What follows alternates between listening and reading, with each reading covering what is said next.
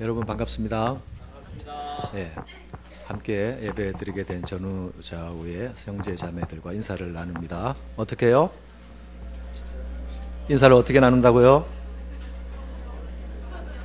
성령님과 함께 갑시다.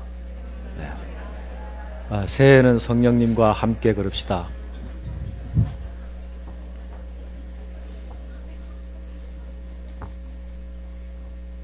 잠시 다시 기도 드리겠습니다. 하나님 아버지,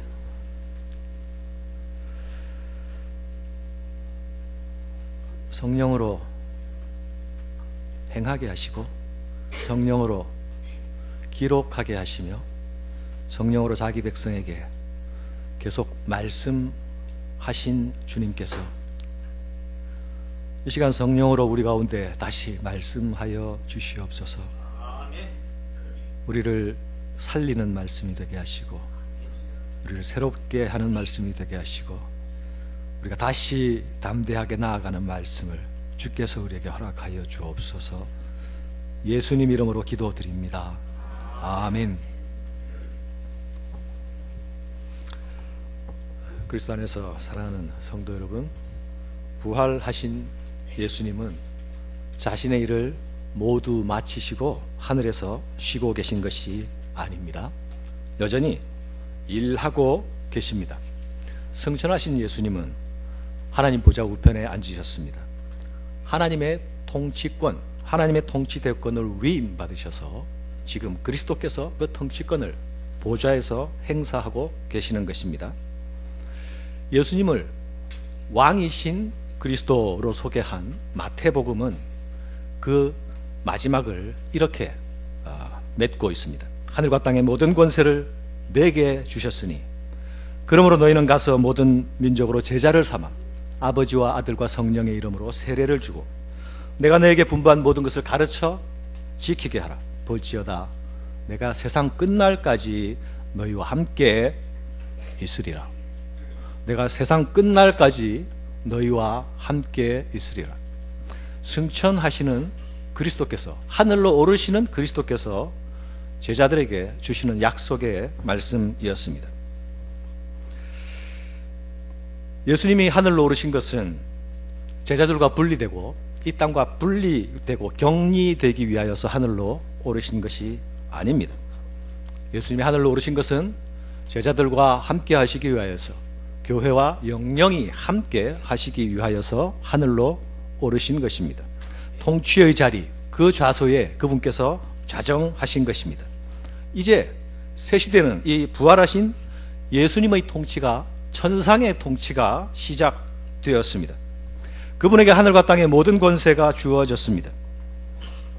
그분은 이 통치의 권세를 이 땅에서 실현할 자들이 누구입니까? 그들이 바로 제자들이며 그들이 바로 증인들인 것입니다. 그들이 성도들이요, 그들이 교회인 것입니다. 증인은 어떤 조건으로 증인이 될 수 있는 것입니까? 어떻게 증인의 자격이 갖추어질 수 있는 것입니까?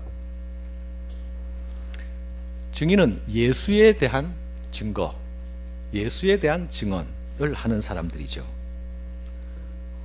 그 증언을 하려면 내가 본 예수, 내가 들은 예수, 내가 경험한 예수에 관한 무엇을 가지고 있어야만 합니다.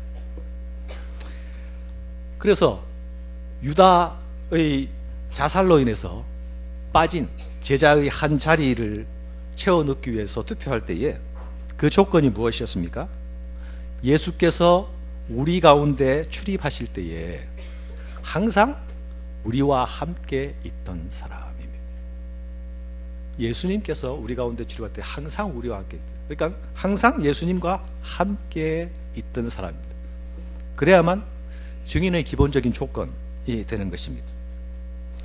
또 두 번째 필요한 조건이 있습니다. 예수님에 대해서 내가 듣고 예수님으로부터 내가 배우고 예수님을 내가 경험했다 하더라도 그것을 드러내고 증언할 수 있는 능력이 필요합니다.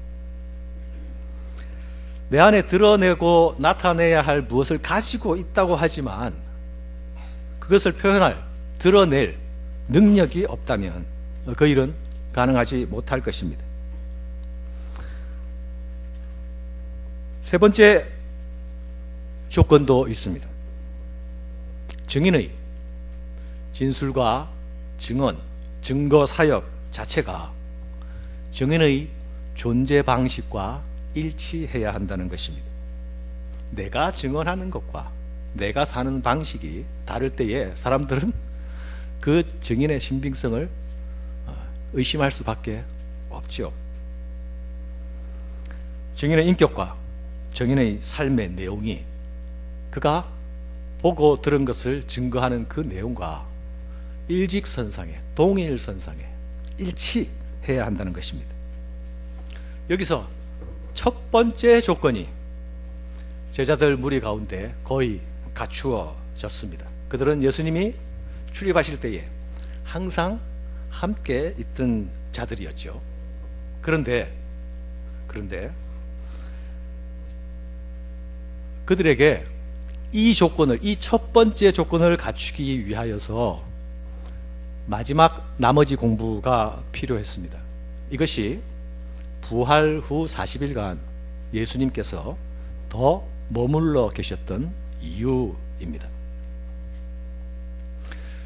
두 번째 조건은 아버지께서 약속하신 성령 세례를 통해서 부어주실 때에 그들이 권능을 받게 되므로 갖추어지게 될 것입니다.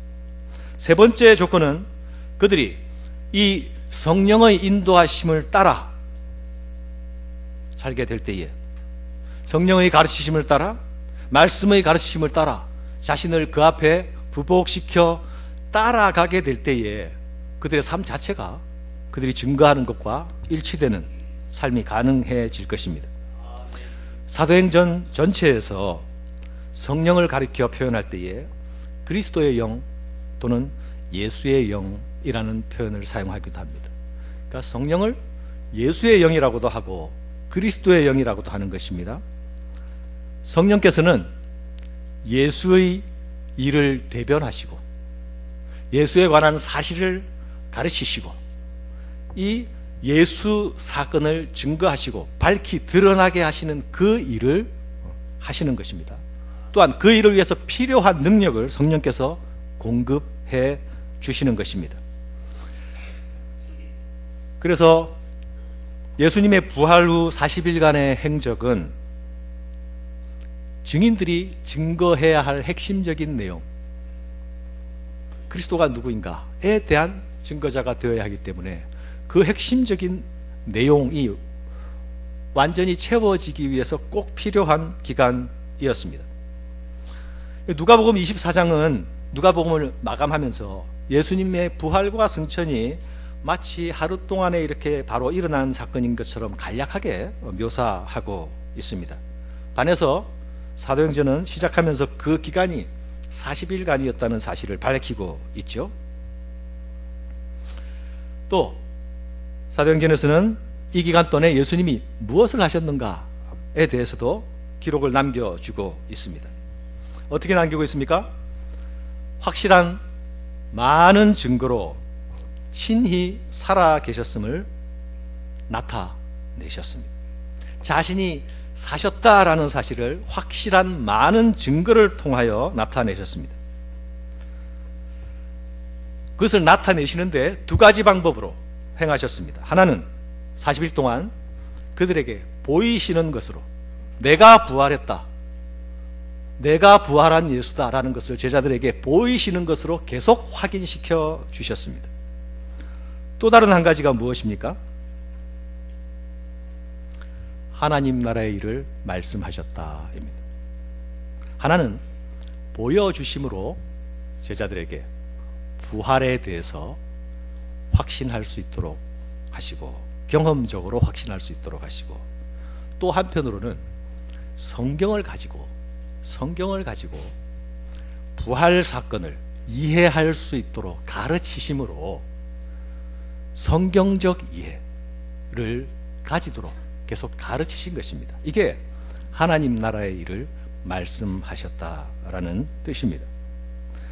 이것이 단 한 번만 제자들을 다 모아놓고 단 한 번 특강 딱 하시고 그냥 올라가시면 될 일인데 40일 동안이나 이 시간이 필요했다는 사실은 예수님과 가장 가까이 있었던 제자 그룹에 마저도 이 부활이라는 사건을 경험적으로 수용하는 일과 또 성경을 통해서 이 예수의 십자가 부활이라는 것이 하나님께서 일관되게 성경 가운데서 말씀해 오신 일이요, 성경이 바로 이 그리스도 사건을 향해 달려오고 있었다라는 것을 알기 위해서는 단 한 번의 강의로 충분하지 않았던 것입니다. 40일의 시간이 필요했던 것입니다. 예수님은 부활 후 40일 동안에 제자들에게, 사람들에게 약 11번 정도 나타난 것으로 성경을 두루 살펴보면 확인이 됩니다. 그리고 그분의 나타나심은 부활 이후에 예수님이 제자들을 다 모아놓고서 계속 함께 계셨던 것이 아니라 여기 있는 제자에게도 한번 나타나셨다가 저곳에 있는 또 제자에게 나타나시고 무리가 있는 곳에 나타나시기도 하고 개인이 있는 곳에 나타나시기도 합니다. 그런데 오늘 본문을 보면 4절에서도 함께 모이사 이렇게 되어 있고 6절에서도 그들이 모였을 때에 이렇게 되어 있습니다. 그죠? 그러니까 개인적으로 만나시고 자신의 사심을 확신시켜 주시고 개인적으로 성경을 가르쳐 주시기도 했지만 제자들이 모였을 때는 더 분명하게 나타내시고 가르치시고 했던 것을 알 수 있습니다. 개인적인 나타남을 보여주시기도 했고 집단적인 자리에서 부활을 확인시켜 주시기도 했습니다.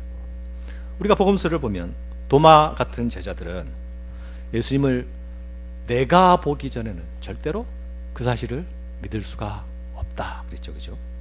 예수님은 보지 않고 믿는 자가 복된 자다라고 하지만 이 부활은 예수님의 부활 사건이 일어나기 전에는 한 번도 일어난 일이 없기 때문에 예수님의 부활은 죽었던 나사로를 살리시는 부활과 다른 차원의 부활이죠. 그죠? 죽었다가 살아났다, 너희 문자적인 의미에서는 유사성을 가질지 모르나 죽었던 나사로가 살아난 것은 죽기 전에 그 몸 그대로 다시 생명이 연장된 것입니다. 그러다가 또 죽었죠. 그러니까 늙어 죽는 몸, 그것이 죽었다가 살아난 것입니다. 예수님의 부활은 그런 부활이 아니죠. 전혀 새로운 몸을 가지시고 나타나신 것입니다. 그분이 전혀 새로운 몸을 가지고 나타났다는 것은 제자들이 깜짝 놀랄 만큼 문이 다 닫혀 있는데도 예수님이 막혀 있는 공간을 그냥 쑥 들어오시기도 하고 갑자기 나타나셨다가 또한 사라지시기도 하는 그런 모습으로 나타나죠. 전혀 상상 밖에 있던 영역의 일이 그들 앞에 나타나므로 예수의 부활을 지금 보고 있는 자들도 이 사실을 어떻게 해석하고 어떻게 받아들여야 할지를 정말 당황하게 하는, 경험해서 이것이 부인할 수 없긴 한데 어떻게 정리를 해야 할지 모르는 그런 기간들이 부활 이후에 제자들이 가지는 혼돈의 기간이었습니다. 그래서 주님은 그런 자들에게 나타나셔서 만져봐라고 하시죠. 손가락을 넣어보라. 제자들이 예수님이 부활하셨다는 것이 사실이구나, 그것을 받아들인다고 하더라도 그러나 그들이 증인이 되기 위해서는 그게 성경 안에서 하나님의 계시 역사 안에서 정확히 무엇을 말하고 있는지를 알아야만 그들이 증인의 사역을 감당할 수 있었습니다. 그래서 예수님이 그들에게 하나님 나라의 일을 말씀하시고 가르치시는 일이 필요했던 것입니다. 그분의 죽음과 부활에 관한 사실을 성경으로 풀어 가르치시는 일, 그것이 행해질 때에 제자들 가운데서는 비로소 자신들이 경험하고 있는 이 전혀 새로운 경험이 하나님께서 이미 전부터 말씀해 오시고 약속해 오셨던 것의 성취가 시작되었다는 것을 알기 시작한 것입니다. 베드로가 사도행전 2장에서 예루살렘에 모인 자들에게서 설교할 때에 요엘서를 인용하면서 뭐라고 인용하고 있습니까? 마지막 때에, 그죠? 마지막 때에 말세에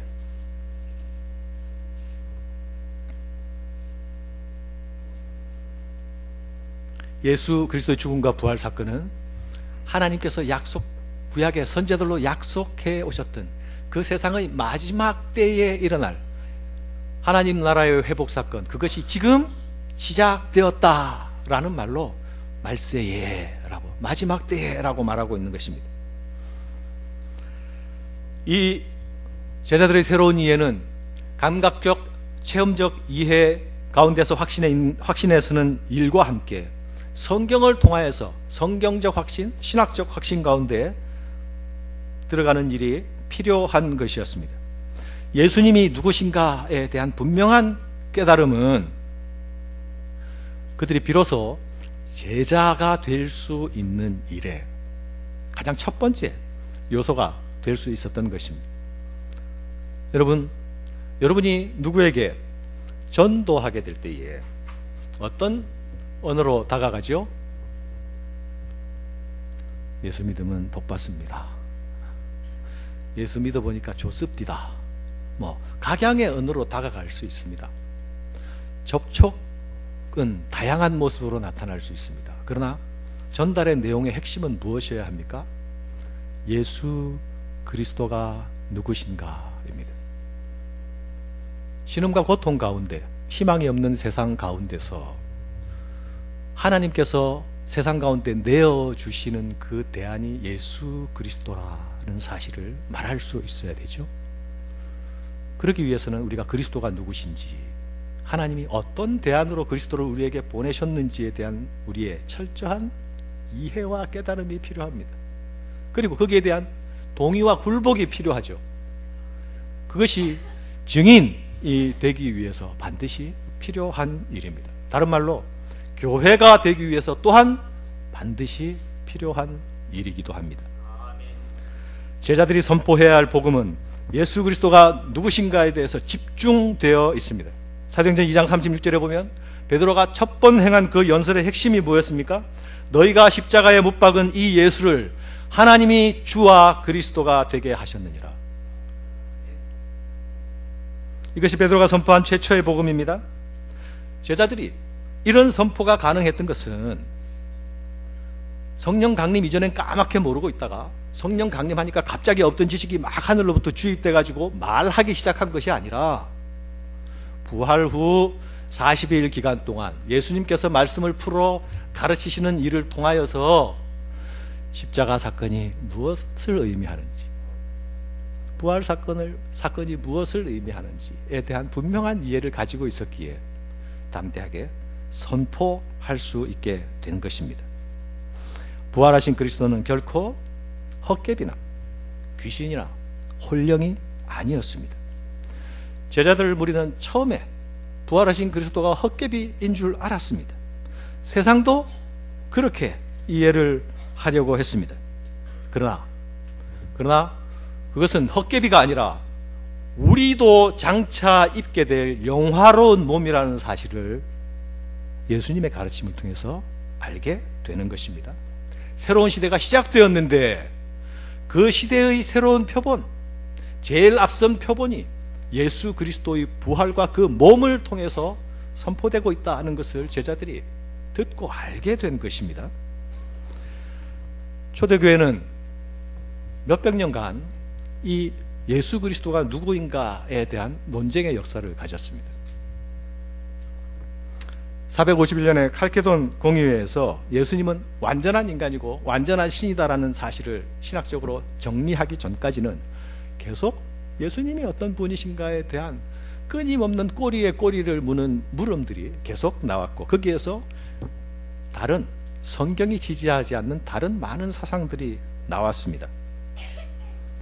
대표적으로는 예수님이 하나님이시긴 한데, 하나님이 맞는데 하나님이면서 동시에 사람일 수는 없으니 예수님이 육체로 오셨던 사건은 사실은 육체를 입으신 것 같지만 요즘 말하면 가상현실에서 나타나는 인물처럼 보기는 그렇게 육체를 입은 것처럼 보이지만 사실은 육체를 입은 것처럼 보일 뿐 육체로 오신 것은 아니다. 이런 이론들이 굉장히 설득력을 가지고, 이걸 가현설이라고 하죠. 그죠? 왜 이런 이론들이 생기는가?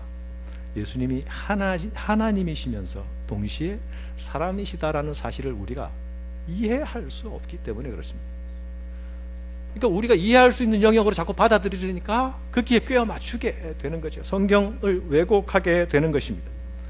예수님이 누구신가에 대한 바른 이해는 우리가 단지 예수를 주로 고백하고 믿는 단계에서 출발해서 날마다 더 깊이 들어가야만 합니다. 성경이 그리스도에 대하여서 깊은 자리까지 안내를 하고 있습니다. 성경에 근거하지 않을 때는 우리는 성경적 전통적 신앙을 고백하는 무리 가운데 속해 있다 하지만 나만의 내 버전의 그리스도를 가지고 있을 수 있기 때문입니다.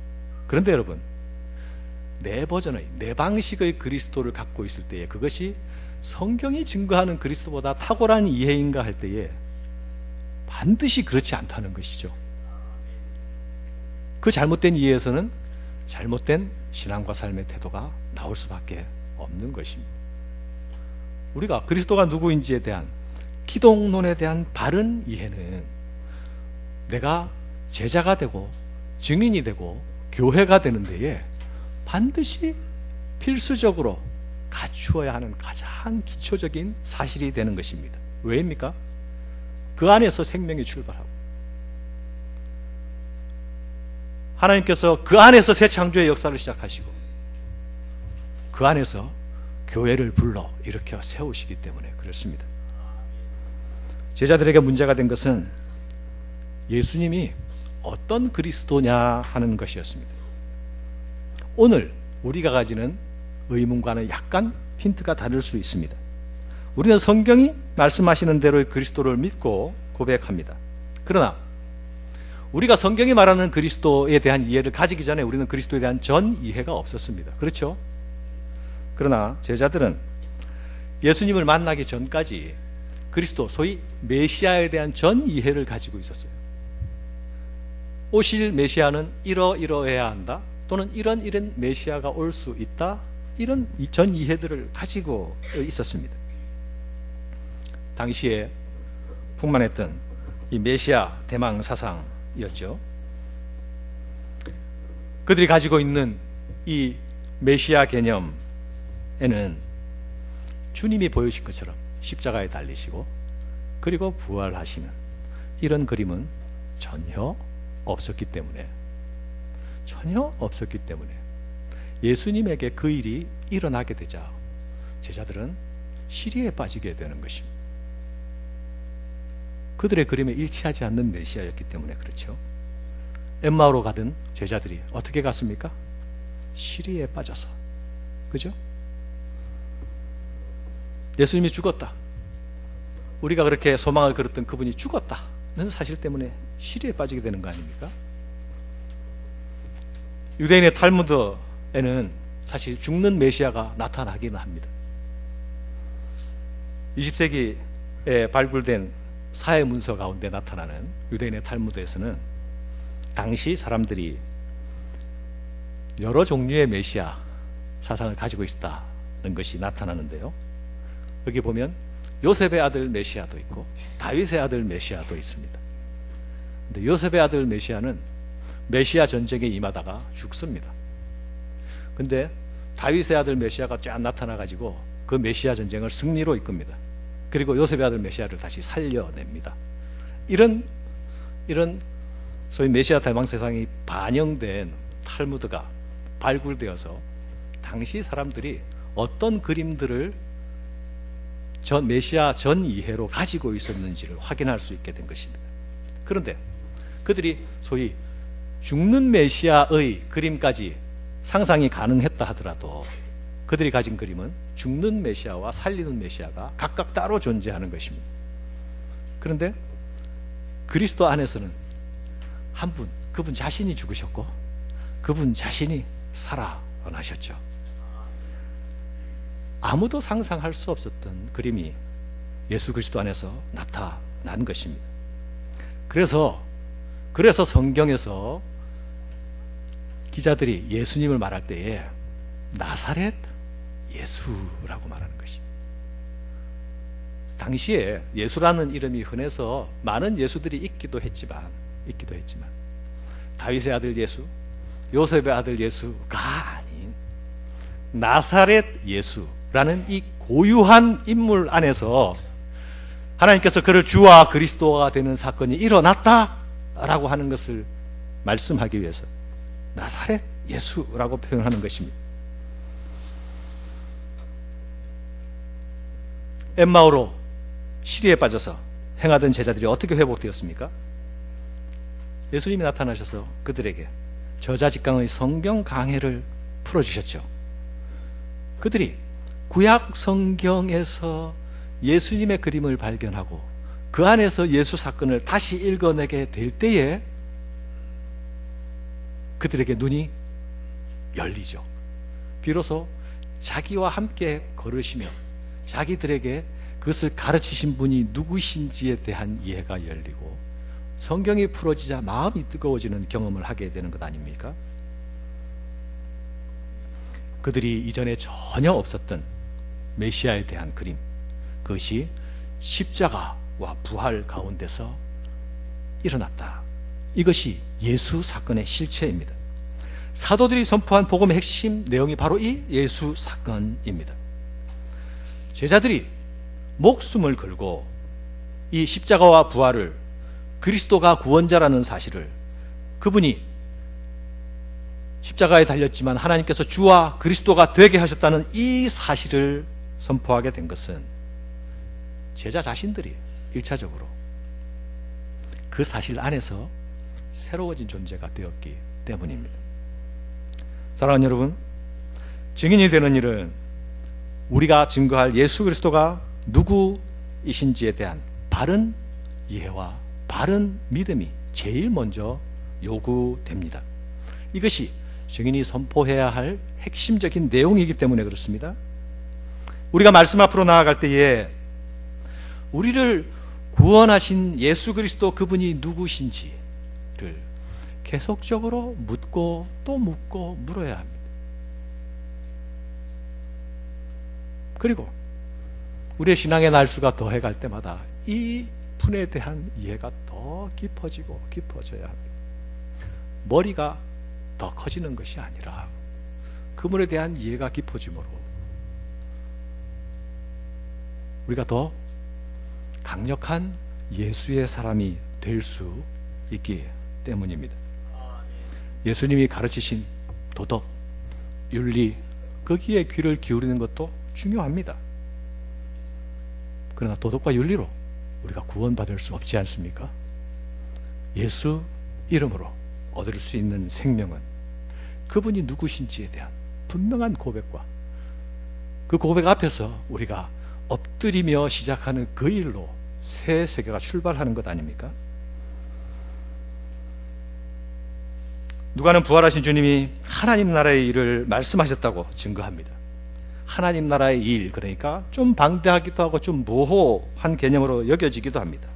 그런데 오순절 성령 강림으로 제자들이 한 소리로 선포하게 된 내용을 들어보면 그들이 하나님의 큰 일에 대해서 말했다고 하죠. 이 하나님의 큰 일이 무엇입니까? 예수의 십자가 부활을 통하여 하나님께서 하신 일이 아닙니까? 하나님의 구원 사건 아닙니까? 십자가와 부활을 통하여서 행하신 하나님의 구원 사건. 예수님께서 40일 동안 가르치신 이 하나님 나라의 일은 그리스도 그분 자신 안에서 이루어진 구원 사건을 말하는 것입니다. 그것을 만지고 보고 몸으로 확인할 수 있을 뿐만 아니라 또한 말씀 안에서 확인하고 또 깨닫고, 그래서 이들이 그 사실을 전적으로 수용할 수 있을 때까지 40일의 시간을 사용하셨던 것입니다.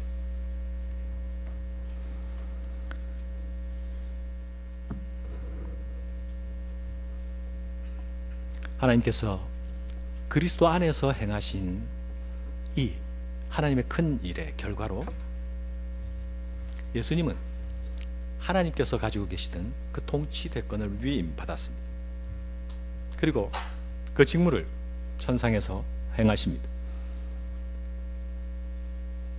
그리스도의 부활은 우리의 상상 영역에 넘어있던, 상상의 너머의 영역에 있어서 우리와 전혀 관계가 없었던 깜깜했던 영역을 우리의 시야세계 안으로 끌어당겨서 하늘이 가지고 계시는 구원의 원대한 계획을 우리 눈으로 바라볼 수 있도록 열어주는 창이 되었습니다. 그리스도의 부활을 통하여서 그렇게 하셨습니다. 제자들은 예수님의 천상의 통치를 수행하는 자로서 이제 이 땅에서 서 있습니다. 그래서 예수님이 그들을 향하여 증인이 되라고 말씀하시는 것입니다. 증인이 되기 위하여 필요한 일이 그 명령을 주시는 분이 누구신가에 대한 철저하고 바른 이해였기 때문에 주님은 부활 후 40일을 그들과 함께 보내신 것입니다.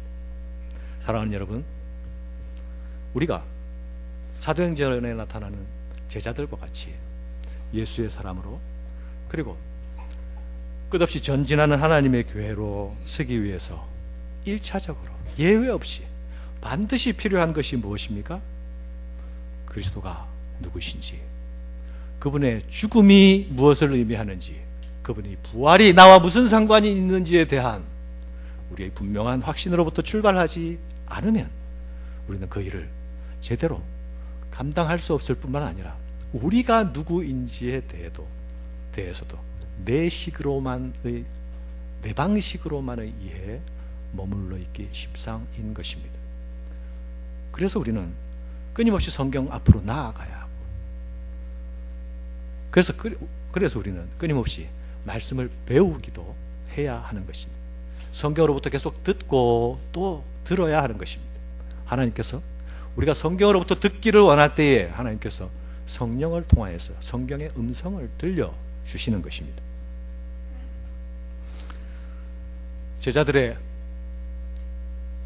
그럼에도 불구하고 제자들의 여전한 관심은 이스라엘 나라의 회복이었습니다. 예수님은 하나님 나라에 대하여서 말씀하셨고, 제자들은 이제 이스라엘 나라의 회복에 대해서 질문합니다. 얼핏 보면 두 개가 똑같은 것 같은데 살짝 핀트가 다르죠, 그죠? 예수님은 이미 보좌에서 하나님의 통치 대권을 받는 통치자가 되실 것을, 그 나라의 주권을 행사하시는 분이 될 것을 이야기하시는데, 제자들은 아직도 그 나라의 개념을 국가 이스라엘에 한정시켜서 생각하는, 그 이상의 상상력을 가질 수 없는 수준에 머물러 있다는 것이 확인됩니다. 그래서 이때입니까? 라고 물어보는 것입니다. 어떤 면에서는 이 질문은 제자들의 이해가 많이 진전되어 있는 상태입니다. 왜냐하면 이제 예수님께서 왕권을 획득하셨으니, 이제 진정한 왕권을 행사하기 시작하셨으니 우리가 기다려오던 바로 그 일이 이루어지는 것이 아닌가까지 그들의 상상력이 발전해 나갔기 때문입니다. 그래서 때와 기한에 대한 관심을 가지는 것이죠. 이때입니까? 근데 성경은 언제나, 예수님은 언제나 여일하게 때에 관한 사실은 우리의 신경 쓸 바가 아니라고 말씀하시죠. 여기 재밌는 것은 이 때에 대한 언급에서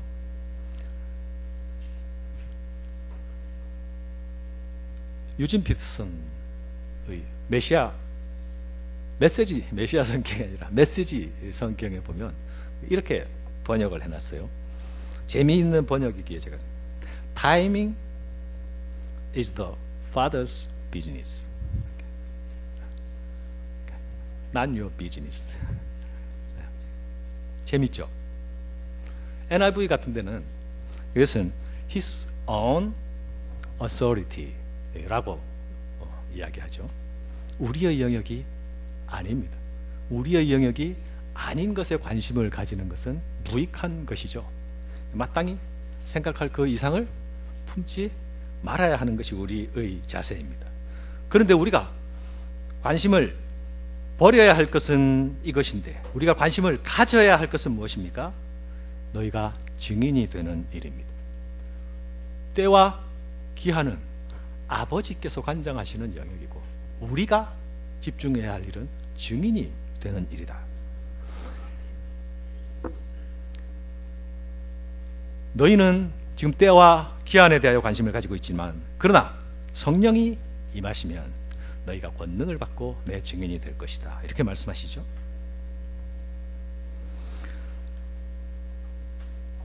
성령이 임하시면 내 증인이 될 것이다. 이렇게 말해도 되는데 그 앞에 성령이 임하시면 너희가 권능을 받고를 분명하게 못 박아 말하고 있습니다. 권능을 받고, 이거 제자들 안에 없던 것이기 때문에 하나님이 성령으로 공급해 주시는 것입니다.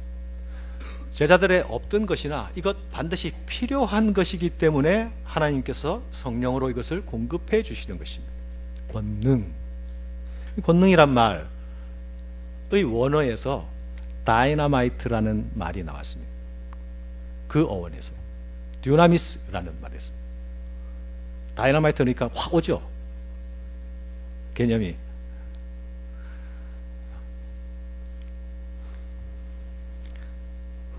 사도 바울이 복음에는 하나님의 능력이 나타나서 믿음으로 믿음에 이르게 하나니라고 할 때도 여기서도 듀나미스입니다.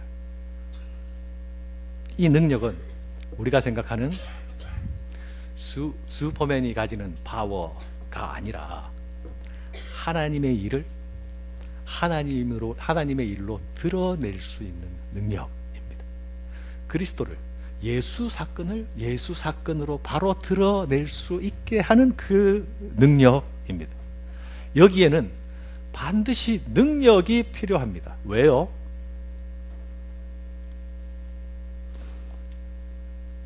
예수 사건을 이 땅 가운데 드러내고 선포하는, 증거하는 그 일에는 반드시 예외 없이 대적자가 따라붙기 때문에 그렇습니다. 여러분 지금 사도행전 묵상해 가면서 계속 대적의 형태가 모양을 바꿔가면서 나타나고 있죠. 예루살렘의 주권자들로부터 시작해서 교회 안에 있는 대적, 교회 밖에 있는 대적, 교회의 거룩을 해치는 대적, 교회 안에서 사람 사이에 갈등으로 인해서 생기는 대적, 가진 양상의 대적들이 계속 나타나고 있지 않습니까? 이 대적들이 존재함에도 불구하고 그것을 통과하면서 뚫고 나가기 위해서는 권능이 필요하다. 권능이 필요하다. 이것은 우리 안에서 나오는 것이 아니니 하나님께서 공급해 주시겠다. 이것이 오직 성령이 임하시면 너희가 권능을 받고입니다. 사랑하는 여러분, 증인이 가는 길은 꽃길이 아닙니다. 세상을 거스려 나가야 하는 험한 길입니다. 이 길에는 세상의 힘과 권력을 가진 자들이 강력한 뚫지 못할 바리케이트를 치고 막아서고 있는 길입니다. 그 거대한 바리케이트를 보면 한 발짝 더 전진할 엄두를 내지 못하게 만드는 그런 어마어마하고 거대한 장벽. 이 증인들이 가는 일에는 증인들의 증거를 네, 아멘하고 받아들이려고 하는 순한 마음의 사람들만 있는 것이 아니라 상처받고 왜곡되고 허물어진 사람들이 이 증인의 길에 깔려 있습니다. 그들과 더불어 씨름하며 나아가야 합니다. 증인이 나아가야 하는 길은 지역 감정이 기다리고 있는 길이기도 합니다. 편견의 벽을 넘어야 하는 길이기도 합니다. 배타적 갈등이 첨예하게 대립되어 있는 영역들을 외면하지 않고 정면 돌파해야 하는 길이기도 합니다.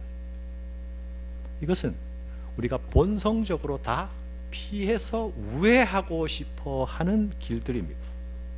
그러나 성경은 우회가 아니라 직진이라고 말씀하시고 거기에 필요한 것은 권능이라고 말씀하십니다. 여러분, 여러분의 지금 현재의 삶 앞에 여러분이 예수의 사람으로 하지 못하게 만드는 많은 장벽들이 어떤 것들이 있습니까? 그것 때문에 여러분 씨름하고 또는 한숨 짓고 눈물 흘리고 있지는 않습니까? 여러분이 주님 순종하기 위한 소원에서라면 여러분은 성령께서 공급하시는 듀나미스를 청구해야 합니다. 주님께서 기뻐하시면 언제든지 주실 수 있습니다. 이것은 제자들에게만, 12제자들에게만 허락된 일일 것이라고 생각해 버리는 것은 사탄이 주는 생각입니다.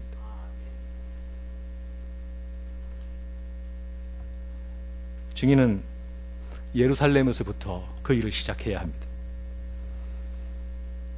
예루살렘은 예수님에게는 승리의 장소입니다. 그러나 고난을 통해서 승리하신 장소입니다. 이곳은 예수님에게는 영광을 얻으시는 장소였지만 여전히 이 예루살렘은 예수님을 못 박은 적들로 우글거리는 곳입니다. 제자들이 성령 강림 이후에 복음을 선포하자 예수를 못 박은 그들이 바로 제자들을 다시 잡아들이죠. 사내들인 공회가 다시 그 제자들을 신문하죠. 모든 것이 예견될 수 있는 사실들이었습니다. 이곳은 그런 곳이기 때문에 우리가 선택권을 준다면 아마 여기는 피하고 우리가 첫 출발이니 순탄한 데서 출발해야 되지 않을까. 우리에게 선택권을 준다면 분명히 예루살렘에서 출발하는 선택권을 우리가 가지지 않았을 것 같아요.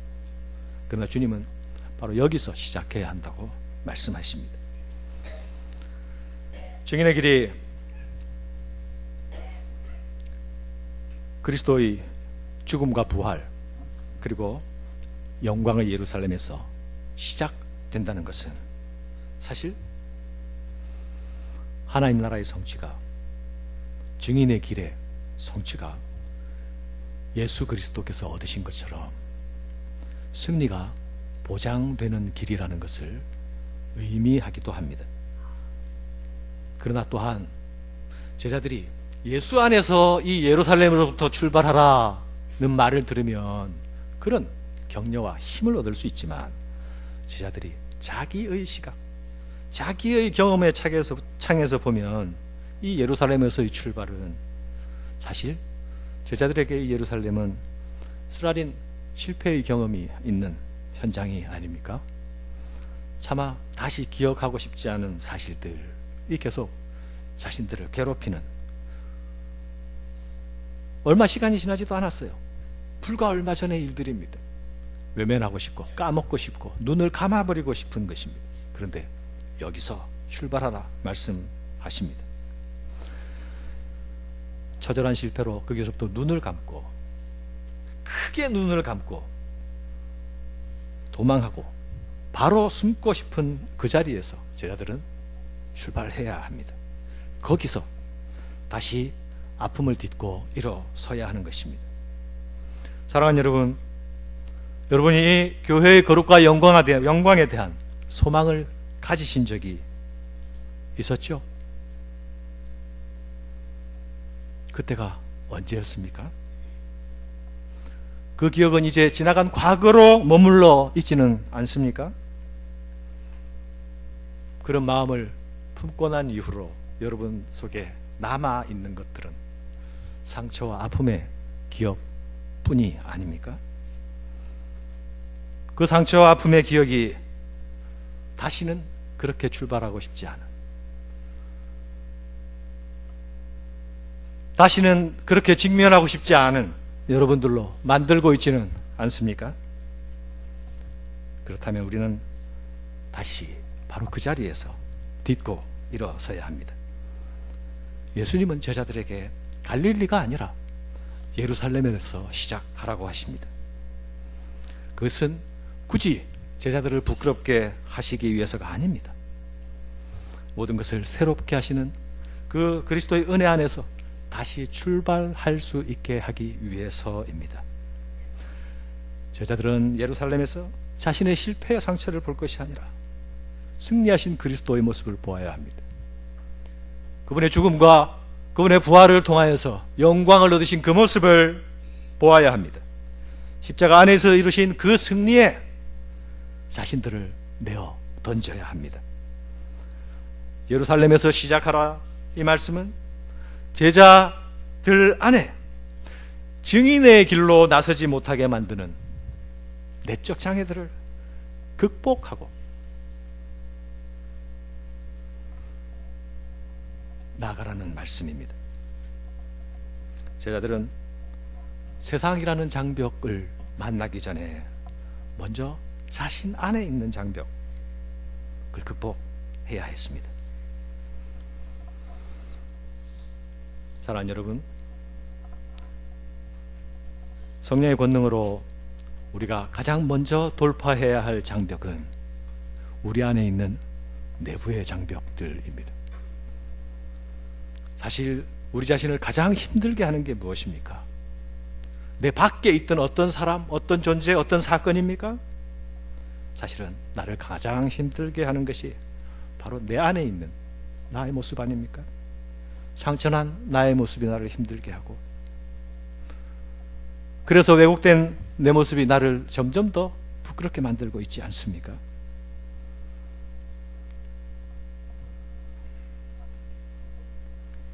우리가 어두운 기억, 과거의 상처가 없을 수 없습니다. 그러나 거기에 붙잡혀 있다면, 거기에 매달려 있다면 우리는 증인으로서의 발걸음을 출발할 수가 없습니다. 어쩌다가 비슷한 그림만 만나도 소스라치게 깜짝 놀라면서 과잉 반응을 하게 되기 때문입니다. 내가 과잉 반응을 하면 나를 보는 모든 사람이 다시 깜짝 놀랍니다. 이해할 수 없는 행동이기 때문에 그렇죠. 복음은 우리를 다시 살리고 다시 빚고 다시 창조합니다. 예수 안에서 그 일이 가능한 것이죠. 예루살렘에서 시작하라, 이 말씀은 멈칫거리고 주저앉아서 상처에 매여 있는 모든 자들을 향해서 주시는 말씀이기도 합니다. 사랑하는 여러분, 우리가 절망하지 않을 수 있는 이유가 있습니다. 우리는 상처와 왜곡과 아픈 기억에 묶여 있을 수 있기는 하지만, 그럼에도 우리가 절망하지 않을 수 있는 이유가 있습니다. 왜냐하면 부활하신 그리스도께서 우리를 증인으로 부르실 때에 성령의 능력을 부어주시기로 작정하셨기 때문입니다. 부활의 영이신 성령은 우리를 회복시키는 영이시기도 합니다. 시들어가는, 말라가는, 죽어가는 생명들을 새롭게 살리시는 생명의 영이십니다. 그 성령이 임하시면 제자들은 예루살렘으로부터 증인의 길을 걷기 시작할 것입니다. 증인의 길을 걷기 위해서는 유대도 사마리아도 땅끝까지도 나아가는 직진의 행보를 해야 합니다. 우리는 사도행전에서 바로 복음이 그 직진의 행보를 끊임없이 하고 있다는 것을 확인하게 되죠. 그래서 어떤 사람들은 이 사도행전 1장 8절 오직 성령이 임하시면 너희가 권능을 받고, 이어지는 그 말씀을 사도행전의 지도라고 말합니다. 그러나 이 말씀은 단지 복음이 지리적으로 어떻게 확장되어 나간다라는 말씀만을 의미하는 것이 아닙니다. 여기는 너무나 많은 사실을 함축하고 있습니다. 우리는 우리의 내면의 상처로부터 치유하고 회복되는 경험으로부터 예루살렘으로 시작하여서 이제 유대와 사마리아로 나아가야 합니다. 우리가 알다시피 사마리아 사람들은 유대 사람들 생각에 사람이 아니었죠. 그죠? 개와 같은 취급을 했죠. 그래서 그들과 상종치 않았습니다. 그러니 사마리아를 향해 복음을 들고 나아간다는 일은 심리적으로 매우 부담스러운 일이었을 것입니다. 그런데 빌립이 제일 먼저 그 길을 돌파해 나가고 있죠. 그들 가운데서 이전에 갖지 못하던 사랑과 이해와 용서의 마음을 하나님께서 부어주시고 성령으로 부어주시고 그들이 가지고 있던 편견이 아닌 생명 그 자체를 사랑하는 마음, 그들에게도 예수의 복음이 필요하다, 그분에도 십자가와 부활의 복음이 필요하다, 이것이 그들이 가지고 있던 편견보다 훨씬 더 중요한 가치였기 때문에 사마리아를 돌파해 나가게 되는 것입니다. 위로부터 강력한 성령의 임하심이 임한 이유가 여기에 있죠. 우리의 고정관념을 깨부수고 우리가 가지고 있던 정서적인 장벽들을 무너뜨리고 오직 주의 마음으로 성령이 가시게 하는 대로 따라가게 하기 위하여서입니다. 사도행전의 이야기는 마침내 제자들이 모든 장벽들을 극복해 나가면서 전진하고 있다는 보도로 마치고 있습니다. 땅끝으로 나가기 위해서 복음이 로마까지 도달하는 이야기를 보도하고 있습니다. 모든 길은 로마로 통하고 있으니 로마로 가면 다시 땅끝으로 이어지게 될 것인 거죠. 사랑하는 여러분, 주님이 우리에게 주시기 원하시고 우리에게 허락하시는 권능은 우리가 신실한 증인의 길을 걷기 위해서 필요한 권능입니다. 증인의 삶을 살기 위해서 필요한 권능입니다. 우리가 기대하는 슈퍼파워가 아니라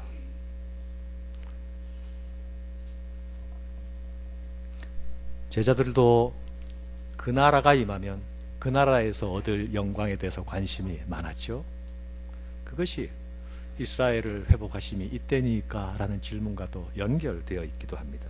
그러나 주님이 주신 권능은 주님이 가신 길을 따라갈 수 있도록, 주님처럼 걸어갈 수 있도록 바로 그 필요한 능력을 공급해 주시는 것입니다. 고난을 헤치고 나아가게 할 수 있기 위해서, 장벽을 뚫고 나아가게 할 수 있기 위해서, 보이지 않는 갇힌 시야의 세상 안에서 충만한 하나님 나라의 상상력으로 돌파해 나갈 수 있게 하시기 위해서 우리는 이 길을 따라 나갈 때에 승리하신 주님의 행진에 동참하는 자가 될 수 있습니다. 우리가 사도행전을 읽으면서 제자들의 행적 가운데서 복음서에 예수님이 보여줬던 행적이 데자뷰되어서 나타나는 것을 확인하죠. 마치 제자들이라고 표기되어 있지 않고 누가 이런 이적을 행했다만 있으면 당연히 예수님이 행하신 것으로 밖에 생각할 수 없는, 그러나 놀랍게도 그 일은 바로 제자들에 의해서 행해지고 있었죠. 이것은 바로 제자들이 천상에서 통치하시는 예수님의 그 통치 아래 온전히 붙들려서 그 통치 대행자의 역할을 지금 행하고 있다는 것을 보여주는 이야기죠. 그리고 바로 그 제자들과 함께 부활하신 그리스도께서 그 증인들의 길에 함께 계시다는 것을 확인해 주는 이야기이기도 하죠.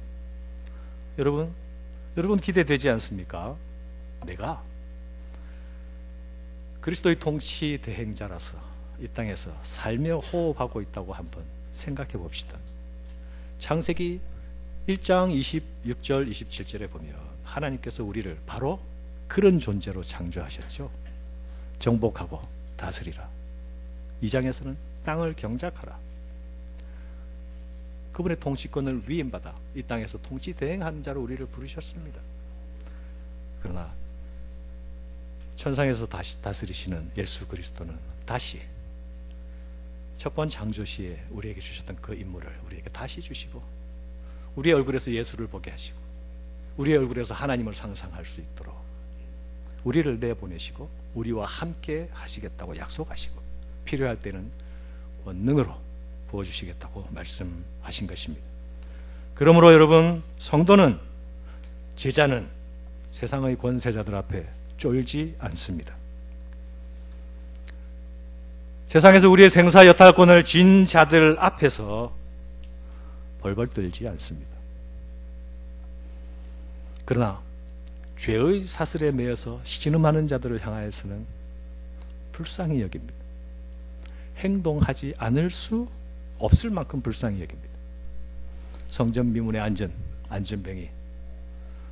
그가 40년이나 안전뱅이 되었는데 아마도 예수님 때에도 그 성전 미문에 그 안전뱅이가 앉아 있었을 겁니다. 제자들은 오며 가며 그 안전뱅이를 그냥 성전 미문 아래에 있는 하나의 그림으로 인식하고 지나갔을 거예요. 그러나 어느 날 그 안전뱅이를 볼 때에 그것이 그냥 지나칠 일이 아니라 예수 그리스도의 이름이 필요한 그림이라는 것을, 그래서 멈추어 서지 않을 수 없게 되었던 것입니다. 그리고 예수 이름으로 말할 수 있게 된 것이죠.